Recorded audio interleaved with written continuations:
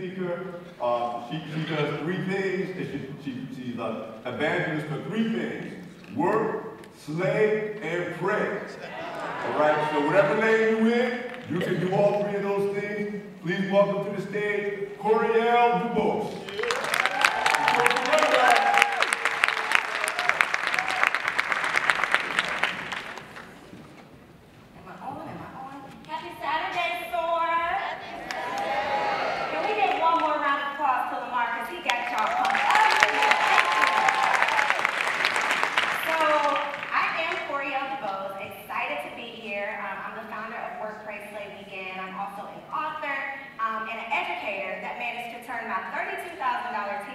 Into a six-figure brand. And a lot of the things that I'm going to, y'all can clap for that, thank you. Thank you.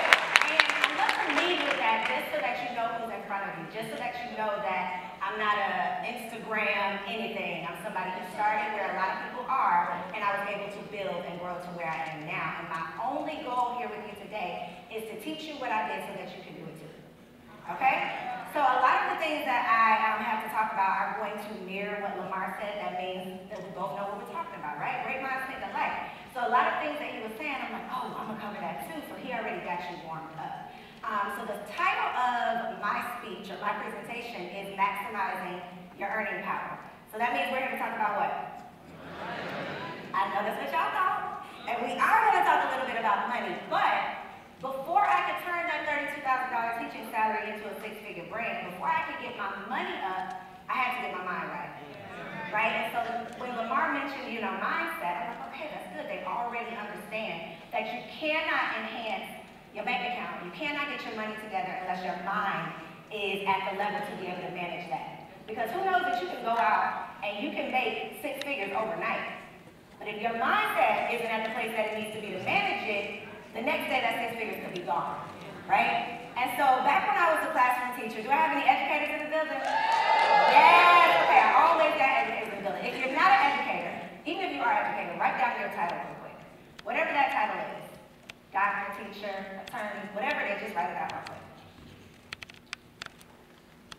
So back when I was an educator, a teacher, because I'm still an educator, but back when I was a classroom teacher, the main difference between where I was then and where I was now, again, it was my mindset, but it was really that I was operating with an employee mindset, right? Can anybody attest to that?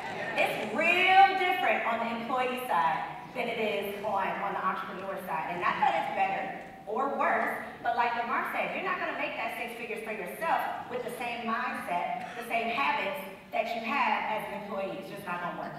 So it wasn't until I switched the shift, right? I shifted gears within my mind, and I really started putting my effort and my energy into the work with an E.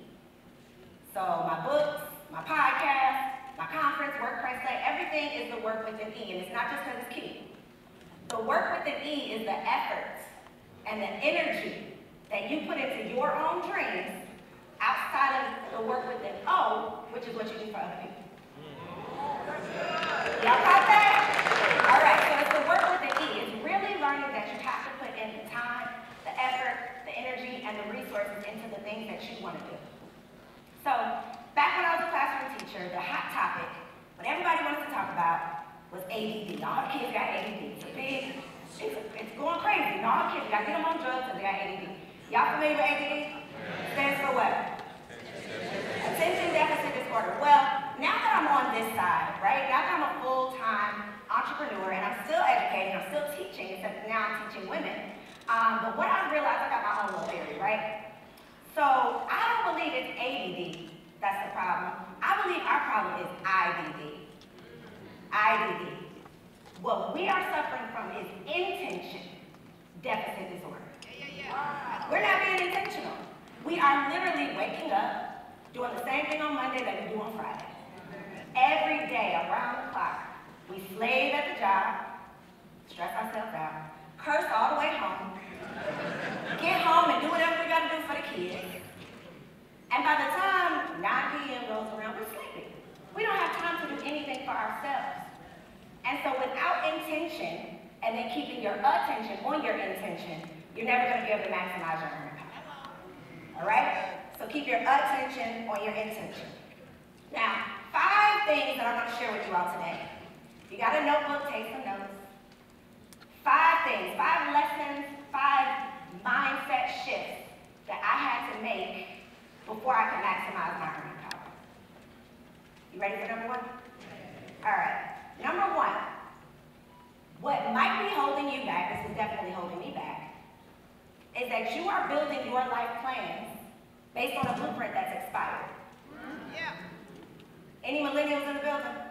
Okay, we got like 3 of y'all. Okay, 3 millennials in the building. Well, if you are a millennial like myself, no shade to the non-millennials, but you all are going to get this. Everybody's going to get it, because generation to generation, we all kind of do the same thing. Because 9 times out of 10, your grandma taught your mother something, your mother turned right around and taught it to you, and then you had children and did what?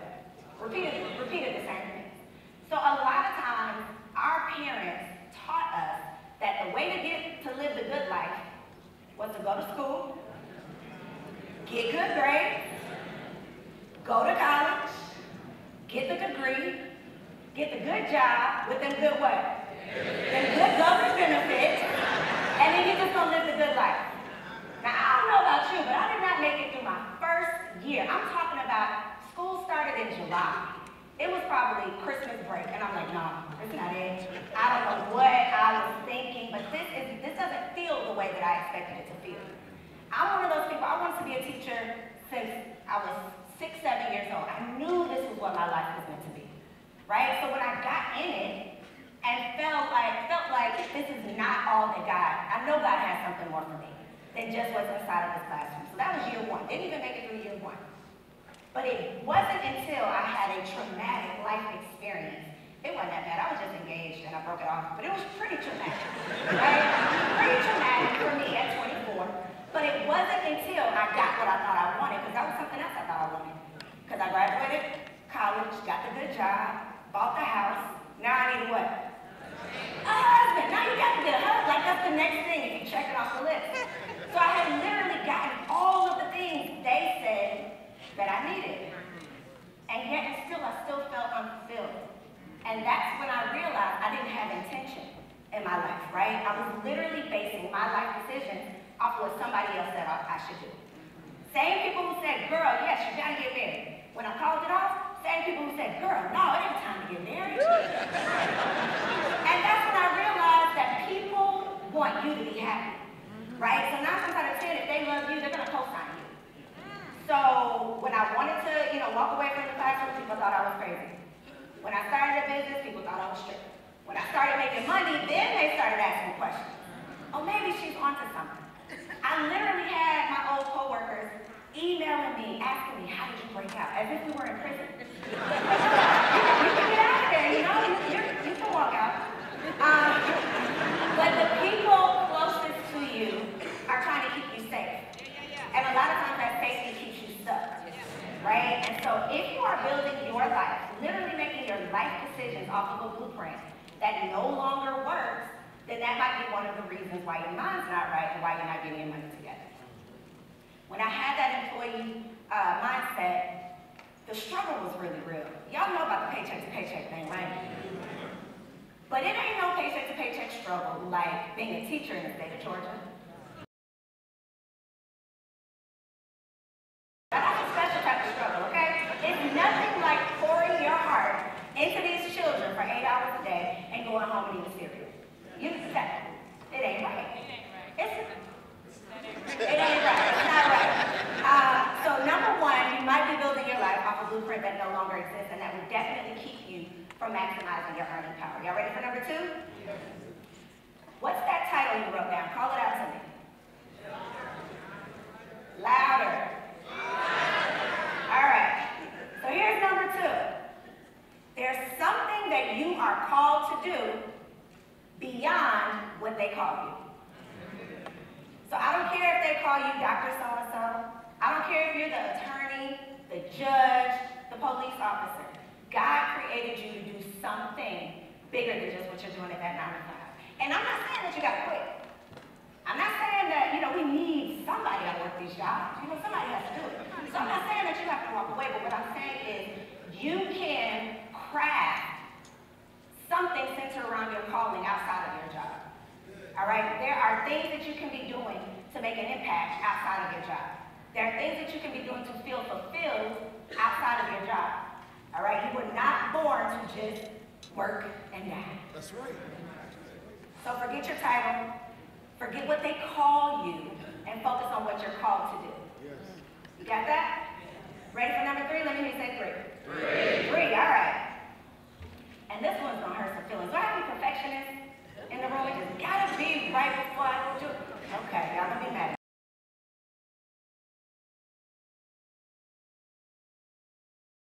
You have to start where you are. Be willing to start where you are, but you have to. And you hold on to your door.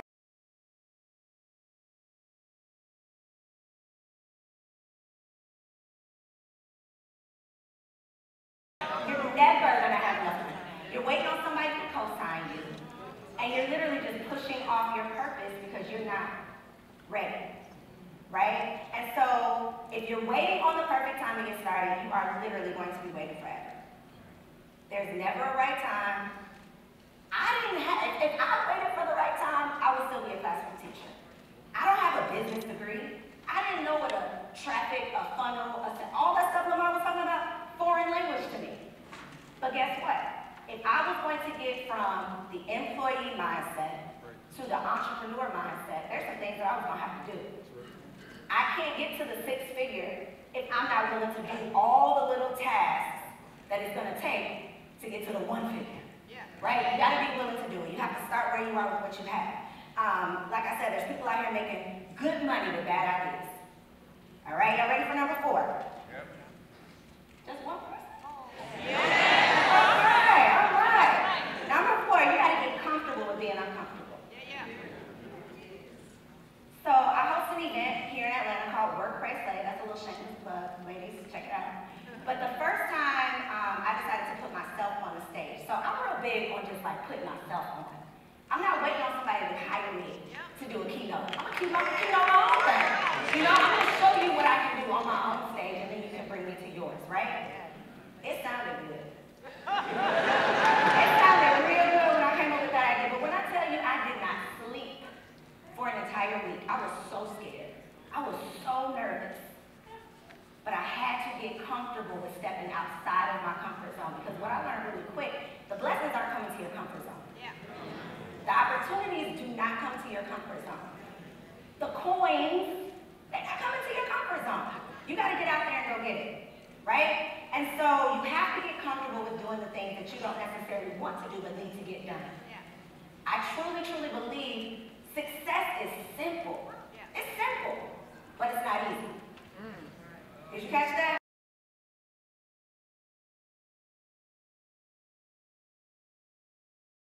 Right? But a lot of people don't want to be consistent. A lot of people don't want to be consistent. So if there was like a secret, because I know people are always looking for a secret. I heard somebody, I was backstage and I didn't see a face, so I don't know who it was, but somebody asked for an investment. Didn't have nothing to invest in. Was that right? I heard that, right? So, you have to master something, consistently do it. The one-word formula for success is consistency. That's it. That's it. Number 5, y'all ready? Yes. All right, number 5, if you want to earn more, you gotta learn more. And I know that you all understand that because you wouldn't be here if you didn't. Amen.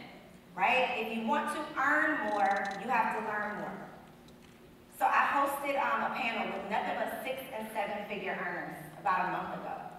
And the one thing that every single person on that panel said is that there was a book that they read that changed their life. There was a conversation that they had. There was a coach that they hired. There was a mentor that they worked with. And that was the thing that shifted their business. That was the thing that put them on. Right? And so I want to share with you all just a couple books. If you're taking notes, write these down. Just a couple books that have changed my life, helped me get my money together by getting my mind right. So what's the first book? The first book is Story, y'all. Y'all know I couldn't go there.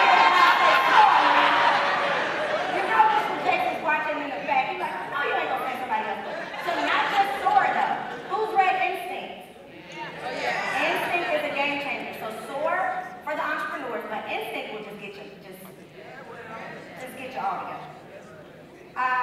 Next book, The Game of Life and How to Play It. Anybody heard of that one? It's by Florence Scovel Shinn.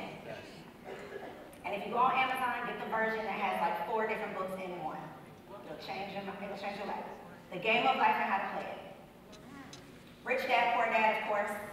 This will make you feel foolish about your finances. You know, you won't even be able to make those same mistakes moving forward after you read this book. The next one is The Psychology of Winning. The Psychology of Winning. It's not a popular one, but it should be. And that one's by Dennis Waitley. And then the last one is The Alchemist. Who's read The Alchemist? It will get you right together, and it just inspires you. So those books weren't entrepreneur books or finance books necessarily, but a lot of successful people, all your favorites, I promise you they got those books on their bookshelf. All right, so now let's get to the money. And Lamar covered some of these, so again, I'm going to mirror a couple of the things he said. Step 1, there's just 2 steps. But step 1 is to make a list. If you are a full-time employee, you don't have a side hustle, but you want to get something started, but you don't know what to do, you're not sure what your expertise is, you don't know what people would be willing to pay you for, make a list of your transferable skills. Let me tell you what I mean by that. Is there anyone in this room that's under the age of 25? Not feeling under 25, but really. If I look at you, nobody, right? So the majority of us have been working some type of job for at least 10 years. Making money, right? Someone has been paying you to do something for at least 10 years. Write down what those things are. Because those same skills that other people have been paying you to master, you can now turn around and make money on your own with those same skills. I believe you don't have a money problem, you got a mindset problem. You're just not.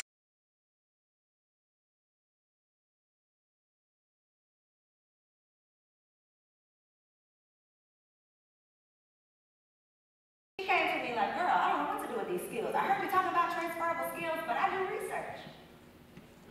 We turn that into a business real quick. So she does research on a daily basis. Now we've established a consulting company where she does research for entrepreneurs who are writing business plans. Because guess what? A business plan requires market research. Transferable skill. I have another client who works in, and I don't only work with educators, but he happens to be in a higher education setting. Learned all of these skills, took all the extra training. How many people's jobs send them to trainings and get certifications and workshops, professional development? Take all of it. Take all of it. That's on-the-job training. All of those resources that you are picking up, all of those tools that you're collecting can be utilized in your own business. So another client works at a higher education, I think Eastern Michigan University or something like that, as a consultant. Did all the extra trainings, got all the extra certifications, did everything extra that they offered. Turned in his letter of resignation. Went back to the school and got them to hire him as a consultant. If that's not player, I don't know what is. You paid for me to get trained. And I will come back and double charge you what you was already paying me to teach your staff to do what I do. So work for myself. And not only is he doing it at that university, he has relationships with all the universities because he's been working in this field. You don't have a money problem, you have a what? Mindset problem. Money is in there. The money is in there. Again, people making money on bad ideas. And you mad about it. You see so-and-so making money, you're like, that's so silly. How's anybody buying that? But you mad. You at the house. She at the bank. All right, so number 1. So the first list was a list of transferable skills. The second list I want you to make is a list of your passions, things that you just love to do. Whether it has a check attached or not, you're willing to do it. Because there are things that, if I look back over my life, there are things that I've been doing for as long as I can remember. I didn't know what it meant, right? When AOL came out when I was in 3rd grade, I was obsessed. I loved it. I was on the internet all night long. Now I make all my money on the internet. Who knew that that was just a little pebble? Drop it into the bucket, right? That is my purpose.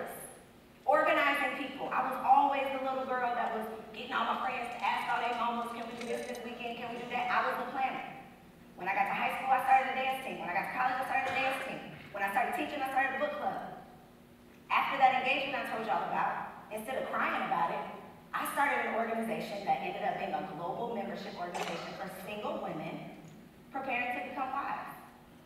I turned my pain into my paycheck, right? So instead of being mad, I said, what can I do to not just learn this lesson for myself, but what can I do to teach this lesson to someone else? People called me crazy when I said I was starting a single wives club. What's a single wife? I made it up. And that was half the battle, just trying to explain what that meant to people. Y'all don't know how many, I don't even want to call them haters because they were just confused, but how many people didn't get it, told me not to do it, asked me who I thought I was as a single woman to be out here trying to teach other single women. They didn't get it, right? But they didn't have to get it because they weren't my market, they weren't my audience. Everything isn't for everyone, right? So if you have some idea, something that you want to do, something that you've been toying with, something that you think God is really, really pulling you toward, do that thing, right? Because people are going to question you about it now, but then they're going to be asking you how you did it later. They're going to be begging to be a part of it. I promise you. So list your passions, the things that people normally just naturally ask you for help with, the things that all your homegirls come to you for advice on. What are those things? Maybe you're real stylish. You can make money off of just loving to shop. Personal stylist, personal shopper, right? Get paid for, you can get paid for waiting in line. You just might be a patient person. Seriously.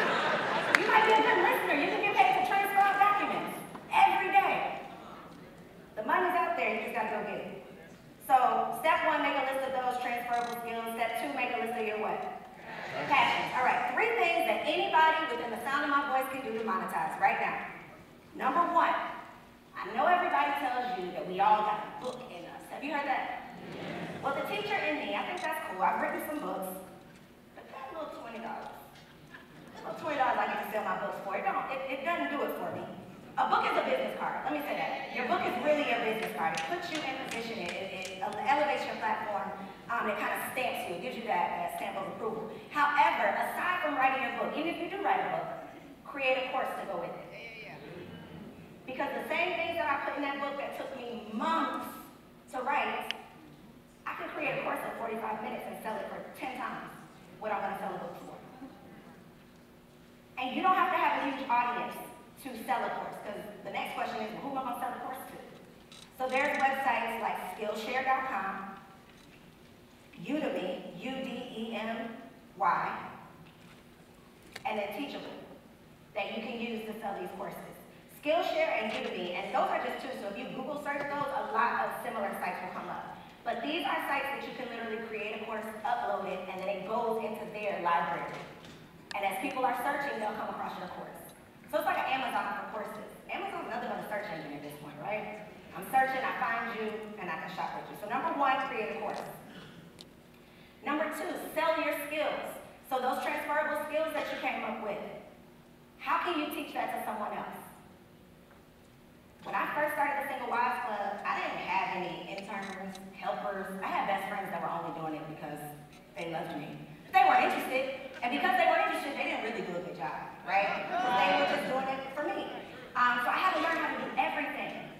One of the things that I knew I needed was Photoshop, right? So I hired a graphic designer to sit with me and teach me Photoshop. That's another stream of income that she developed after I asked her to do that. So you can have one service, right? The service is I provide graphic design. But then the upsell or the cross-sell is I also do consulting, or I also do training. So sell your skills. What skills do you have? Again, you could be a good listener and do transcription. You could be a good organizer, right? And start a virtual assistant firm. You might just be good at customer service. You might just have a real good attitude. I know someone who started a customer service consulting firm for entrepreneurs. So I don't have time to answer all those emails. She'll answer them for me, and she might not have an attitude because that's what she's good at, right? So you just might be a happy, bubbly person. There's some way that you can get paid off of that. Amen. Yes. All right. So number 1, what was the first way? Create a course. Number 2, sell your skills. Number 3, and this is probably one of my favorites, but starting a dropship store.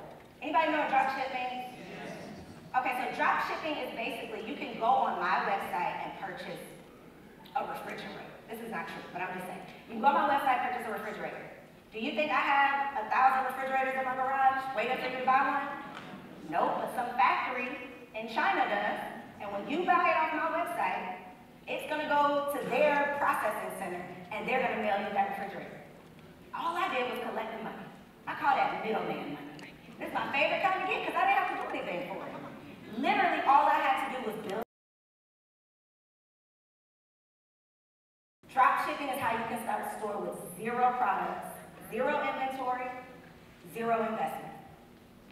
And Shopify is my favorite place to do that. So I'm supposed to have a slide up here.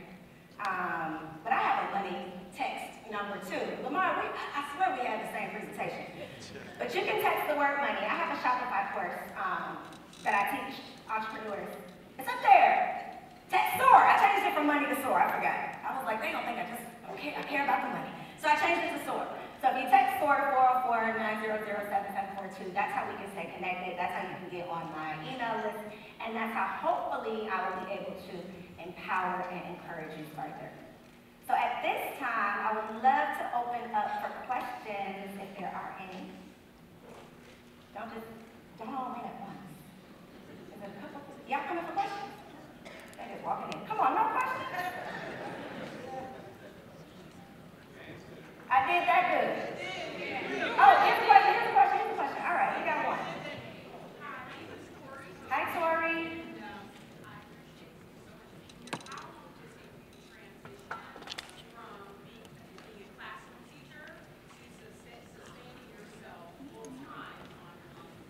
Good question. Okay, because I left out a lot, right? So real long story short, the engagement that I told you about, that I broke off.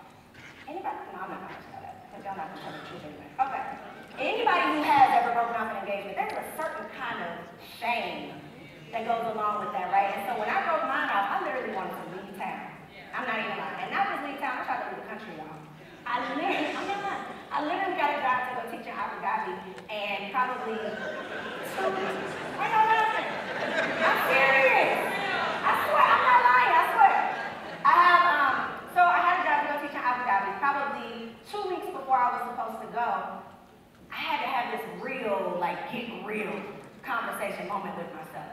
Y'all, when I say I had put my condo on the market, I had given all my clothes away, my shoes, and I wear a size 10, so only 2 of my friends could take my shoes. When I decided not to go to Abu Dhabi, they would not give me my stuff back. I still have friends that are wearing my clothes. That's bad. So, when I decided not to go to Abu Dhabi, I had already given up my teaching contract here in Atlanta, and I was kind of stuck in between and had to figure out what I wanted to do. And so I literally went and got a bartending job. Cash paying bartending job.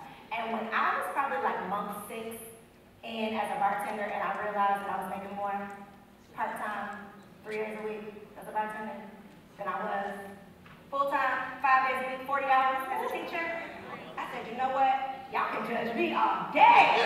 But I'm at the bank and you mad. And people will judge you. This is the thing. People will judge you off of what's working for you. People will judge you off of what's working for you. And as long as it's working for you, you can't waste your time, slow down, trying to explain stuff to other people. So the bartending job, I worked that for probably 5 years, and that was my sponsor. My bartending job sponsored my business. Everything that I had to do. I have not had one sponsor for Workplace Sled.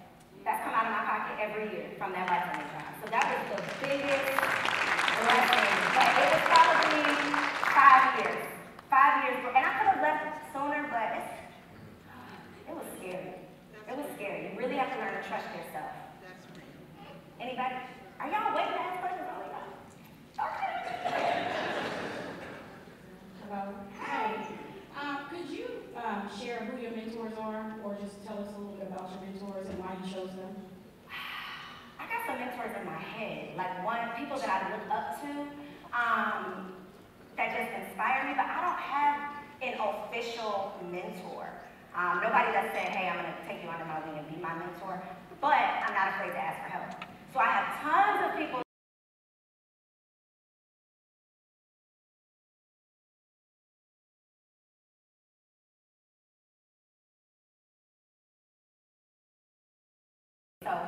wish I had a better answer, but I don't have any official mentors. I do have an amazing community full of people that support me, though.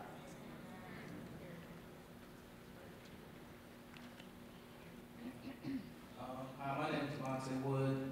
I'm 23 years old. So I just left the job recently. I have been really getting a call from the Lord, like, to get out here and do outreach and, to help others, help the youth and things of that nature. So something that I really had to battle with, I'm like, you're telling me to leave a job, like, I'm making money, make sure my mom, she's good, nieces, nephews, everybody's good.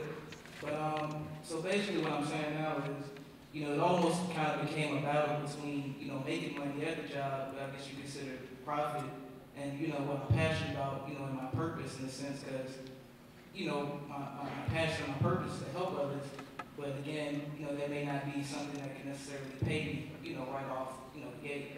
So what would you say is something that I could do to generate income to really be able to help others? So I mean, something that I can generate income and also have enough time to really feed into my nonprofit that I'm in the beginning stages of starting. Great question. So I would definitely say figuring out those skills that you're an expert at and then finding someone who needs them. So there's something that you know how to do that I don't know how to do that you can help me with. Figure out what that is and then find a way to give it out, whether it's through a course, through just creating a profile. So the websites that I gave you, People for Hire. Did I give you People for Hire? People for Hire. That goes with number 2, sell your skills. So peopleforhire.com. This is for you. And then upwork.com. So what you do on those websites is you literally just create a profile. It's like a freelance website. You create a profile, you say, I'm good at this, this, and this. Microsoft Word, PowerPoint, accounting, Photoshop, whatever your skills are. And then as people post jobs, you can apply for them. Literally, at home, right now, tonight. You can create a profile and start making money. And that goes for everybody. Upwork, UPWORK.com. Did I answer your question? Yeah, that was best. I mean, because it's like, I'm thinking, I'm like, okay, I do want to take things to this level, but it's like, I know I need income to do that. Mm-hmm. So, and it's like, being in the beginning stages of it, it's going to require some time. So it's like, how do I generate income and still have time to, build this nonprofit? But I think that really what you said, that definitely would be, what I would do as far as. Start there, and then, y'all, we live in the world of Uber and Lyft and Turo and Uber Eats. You better get behind that wheel. You can brainstorm while you're driving. You gotta get to it. There's nothing that I wasn't willing to do to get what I wanted. Hey. My name's Melissa. First of all, I actually joined your club. I didn't know what it was about, but it was pretty. Oh, I love it. Well, hey, girl, full circle moment. And it's been asked before, but when you were starting, what did your process look like? Like, what did your days look like? What did you do in the morning? What were you consistently doing every day? What did that look like in the beginning? Okay, so the one thing that I can say that I've consistently done across like all of the brands that I've started and built over the last few years is building that tribe. That is major. So Lamar talked about creating a community. There is no way, well, I'm sure there's a way, but I don't see how it would be possible for me to do the things that I'm doing right now if I didn't start with that tribe that I built with the Single Wives Club. Because those people who saw that I really, truly was, like, I was doing so much stuff for free, y'all. I wasn't even trying to make money. It was literally a nonprofit when I started. That's how much money I was trying not to make. I started a nonprofit, okay? But people saw that. People saw that it wasn't about the money. People saw that I was literally a single woman who wanted more for myself. I wanted more for the single woman next to me. That's it. And that is what brought together that community. And so just how this young lady is still somehow down with me from way back when, there are people, you too, shout out to the Single Wives in the building, okay? There's literally people who knew me way back then. When I started the podcast, they started subscribing. When I started selling t-shirts, they started buying. When I wrote my books, they started reading. When I hosted WordPress Play, they started coming. When I'm at SOAR, they come to see me. But it's because I built that community, it's because I built that tribe. So I would say the one thing across the board that I did was really, really focus on the people and not just trying to get paid. Not just focus on the, focus on the people instead of trying to get paid.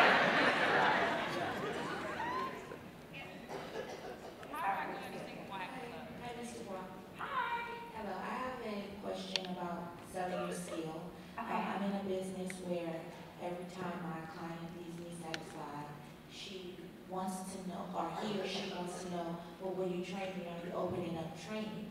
And my mindset is, if I begin to train my client, That's a lack mindset right there. okay, That's thinking that I don't have enough, right? It's not enough out here for you to know how to do it and I know how to do it because you're going to take away from what I got to be learning. okay. I'm a tax preparer, and Oh, I, you might be right now. Wait a minute. Okay, go ahead. Go ahead. Keep telling me. so, basically, I am in a position where I do need to hire, and when I try to go out and hire other professionals, at the point they want me $45 an hour, something that at the end of the week will cost $1,800, and I can't.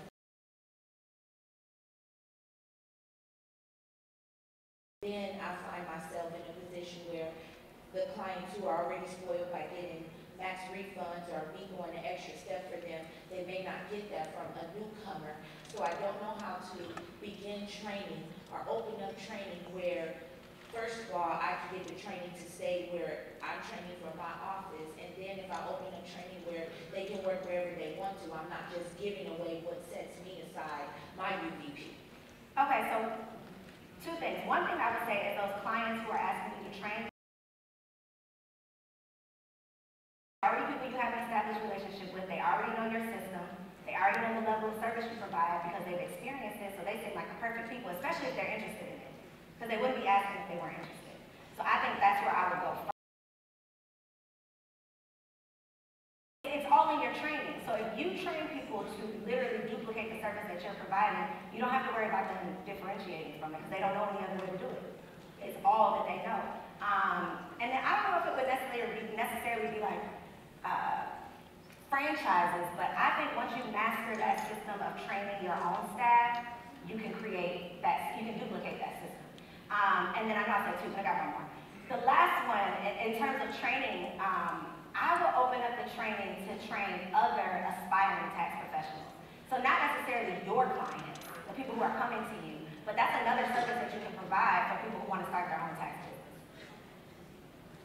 You're welcome. Last question? Hello, my name is Tom Mallory. Hi. So I really appreciated you talking about consistency, right?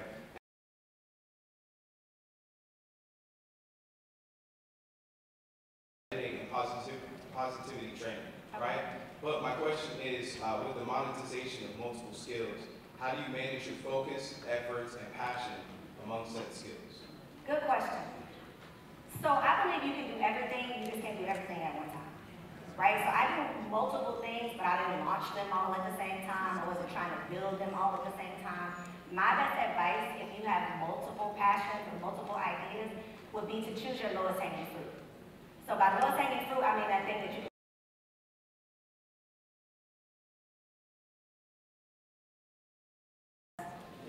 So the thing that you can do with the least amount of effort that's going to give you the biggest results. Focus on that, build that, perfect that, and then you can pick up something else. And managing, multiple things is something very, very different than starting and growing multiple things. Thank you very much. You're welcome. Is that everybody? That's everybody? No? Oh, okay, well, I'm sorry. Hey, girl. Wait, they told me to go sit down and we got to talk. Hey. So my question is, I have been, like you, I was sort of started off as nonprofit, helping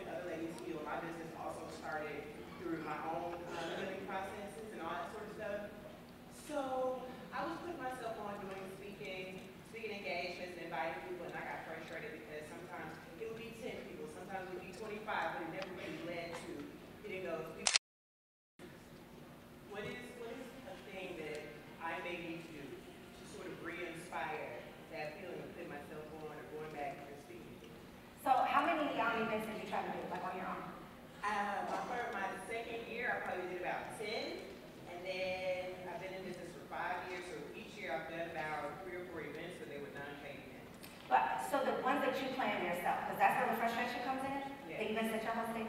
So from the first event to the last event, was there any growth with the number of people, with the audience? Actually, no, I started out pretty strong at first, and then my last event, it was me and one young man. Did you show out for that one young man? I showed up for Okay, him, all but right. that was it.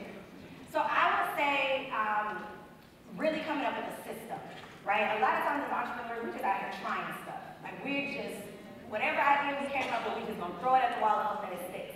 But then when it does stick, we don't realize what we did to make it stick. We weren't documenting it. So what I would say is go back and look at what you actually did, even if it didn't work. Now you know what doesn't work.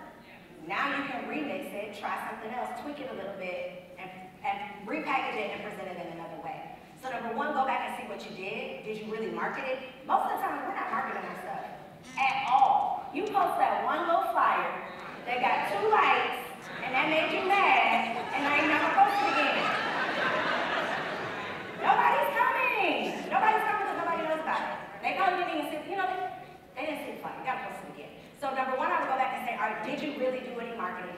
Number two, I would ask the people who actually showed up why they're not coming back.